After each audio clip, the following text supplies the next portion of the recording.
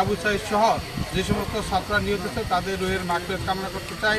পাশাপাশি যারা আহত এবং পঙ্গু অবস্থায় বিভিন্ন জায়গায় মাথা ফেটে গেছে, আঙুল কেটে গেছে এবং অসহায় অবস্থা আছে তাদের পরিবারকে যেন বাংলাদেশ নতুন সরকারের পক্ষ থেকে যেন আজীবনে ভাতার ব্যবস্থা করে।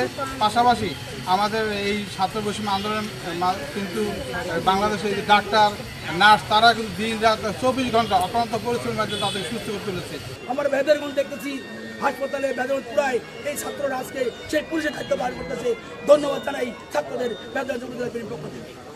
সকলের অনুরোধ জানাই এই ছাত্ররা আজকে পুলিশের দায়িত্ব পালন করতেছে, ট্রাফিক দায়িত্ব পালন করতেছে, আমার দলের পক্ষ থেকে ছাত্রদের সাথে কেউ যেন কোনো খারাপ আচরণ না করে। দলমত নির্বিশেষে আমরা যেন সবাই মিলেমিশে একটি সুন্দর শান্তিপূর্ণ বাংলাদেশ গঠন করতে পারি, যেখানে প্রত্যেক মানুষের সমান অধিকার থাকবে, সবাই মিলেমিশে বসবাস করতে পারবে।